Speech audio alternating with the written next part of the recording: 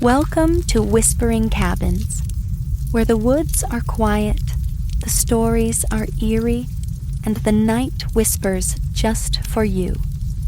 Settle in and listen closely.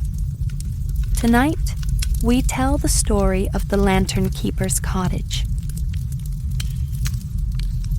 If you ever visit the coast of Greyhaven, you might hear the locals talk about the Lantern Keeper's cottage. It sits on a lonely stretch of cliffside, half hidden by fog and wind-twisted pines.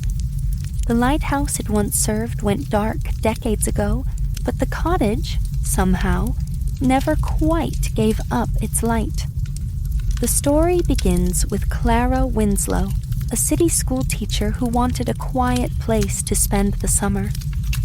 She'd inherited the cottage from a distant aunt she barely remembered.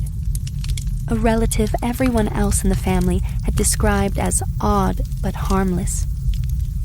The place came with a few odd stipulations in the will.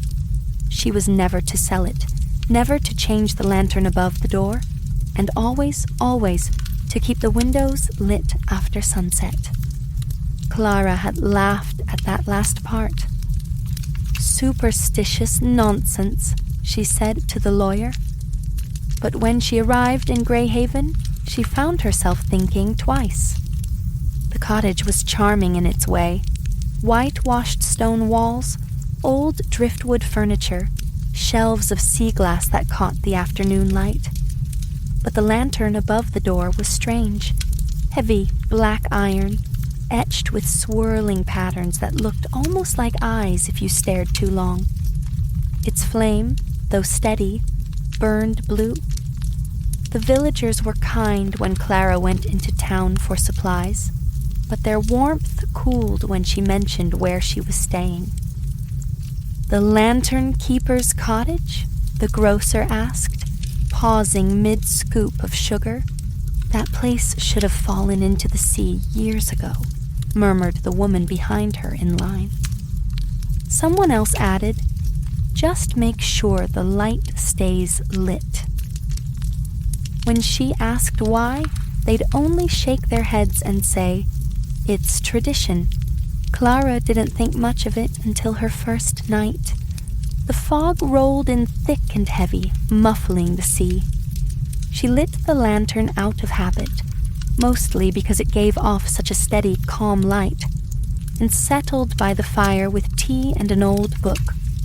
Outside, the wind moaned against the eaves. But then, just past midnight, she heard footsteps crunching through the gravel outside. She froze. The nearest neighbor was a mile down the road. The footsteps stopped right at the door. Then, tap, tap, tap, 3 soft knocks. Clara's heart thudded. She called out, "Who's there?" No answer. "Are you lost?" Still silence. She stood and went to the window. Through the fog, she saw nothing, only the faint outline of the lantern's glow. Then she noticed the strangest thing. The fog moved around the light, curling and shifting like something alive, like it was being held back. And beyond that shimmering border, a darker shape stood, tall, unmoving, and just a little too thin to be human. Clara stumbled back, pulling the curtains closed. The knocking didn't come again. In the morning, the fog was gone, and with it, any trace of footprints. She told herself it must have been a trick of the wind, or maybe a branch hitting the wall. But that night, when she reached to blow out the lantern before bed, she hesitated. She left it burning. For the next week, she began to notice little things. The firewood by the hearth was always neatly stacked, though she hadn't arranged it that way. The kettle was warm each morning, though she'd left it cold the night before. Sometimes, when she returned from town, the blue lantern flame seemed to brighten, as though greeting her. It should have been unnerving, but somehow it wasn't. There was something almost companionable about it. Until the night of the storm. The wind howled so fiercely that the shutters banged open and shut.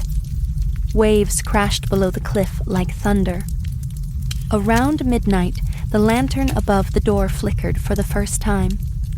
Clara, half asleep, jolted upright and ran to the window. Lightning flashed, and in that instant of silver light, she saw them. Dozens of figures standing at the edge of the cliff, pale, soaked, unmoving. The sea whipped around their ankles, but they didn't waver. Their faces were gray, their eyes hollow, and when the lantern's flame dimmed again, they began to turn toward the cottage. Panicking, Clara fumbled for matches and raced to the lantern. Her hands shook as she tried to steady the wick. The blue light guttered, then flared up strong once more, and just like that, the figures vanished. Gone. Only the sound of rain remained. The next morning, Clara found the path to the lighthouse washed clean, the cliff below littered with broken bits of driftwood. Among them lay a single shoe, old, waterlogged, with a buckle rusted almost through. That was when she remembered what the grocer had said. It's tradition. She spent the rest of the summer in the cottage, careful never to let the lantern go out. Sometimes, on foggy nights, she thought she heard faint voices on the wind, soft and grateful, like distant sighs. When autumn came, she decided to stay through winter. Then another. Eventually, the town simply began referring to her as the new keeper. Years later, long after Clara's letters stopped arriving, a young couple bought the property. The real estate listing called it a cozy coastal cottage with character and history. They moved in just before October. The wife thought the lantern by the door was quaint, but the light was too dim for her taste. She planned to replace it with something modern, an LED bulb, maybe, or a decorative porch lamp. That first evening, she turned the old lantern off. The fog rolled in heavier than usual. And just before dawn, the new keeper's husband woke to the sound of footsteps on the gravel, slow, deliberate, and coming closer. He reached for his wife, but she was already at the window, staring out into the gray. "What is it?" he whispered. She didn't answer for a long time. Then, in a voice that didn't quite sound like her own, she said, "They're coming home." Thank you for spending some time here at Whispering Cabins, where the light is low and the stories linger. If you enjoyed tonight's tale, don't forget to subscribe or share with someone who loves a gentle chill before bed. Until next time, sleep well, if the night lets you.